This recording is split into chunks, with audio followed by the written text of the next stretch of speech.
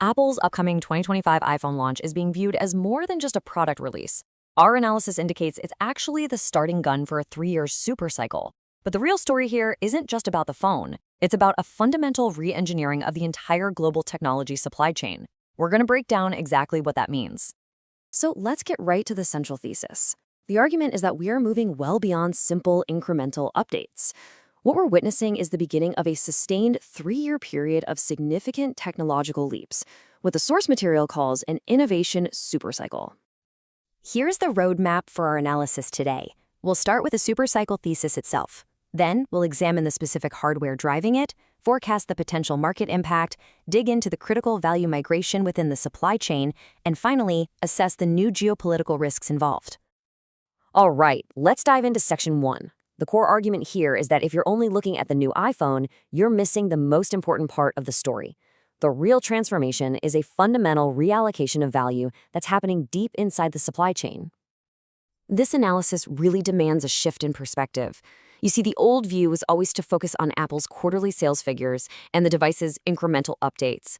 The new thesis argues that the real metric to watch is the migration of value, basically following the money as it moves between these highly specialized component manufacturers.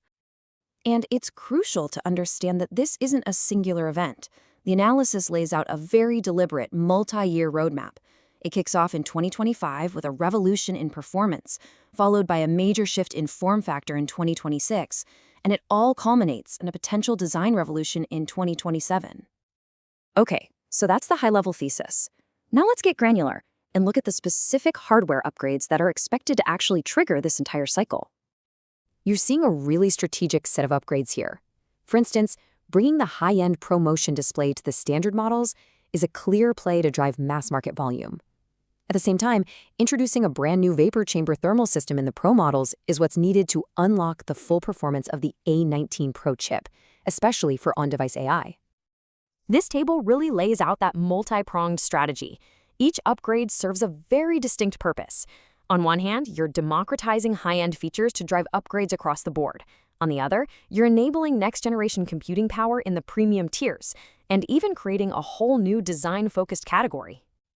So, we have the technology, and we have the strategy. The next logical question is, how does all this translate into actual market impact? Let's take a look at the numbers. The base case forecast puts total unit sales at 235 million in the first year. Now, to put that number in perspective, that represents about 5% year-over-year growth.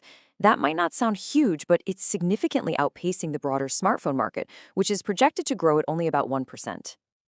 Of course, that base case is just one of 3 scenarios. There's also a bear case at 225 million units. But the really interesting one is the bull case, which pushes sales all the way to 250 million.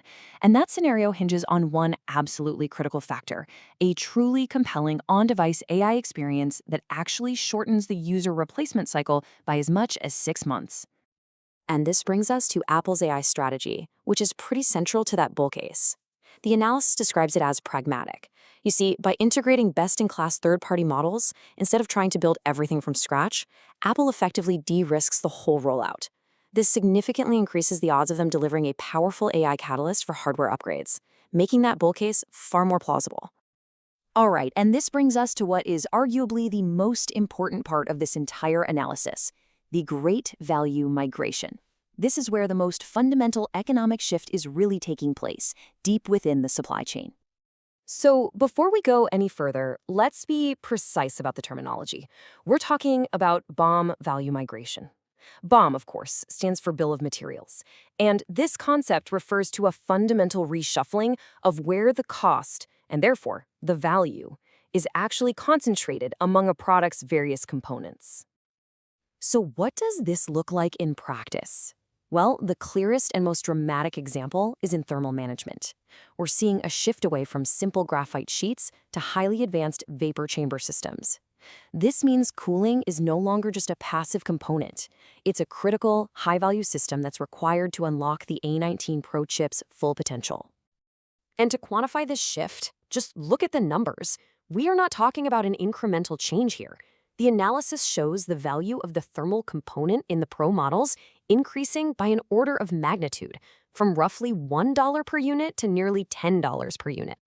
It's not just about thermal management. We're seeing this same pattern play out across several other key areas.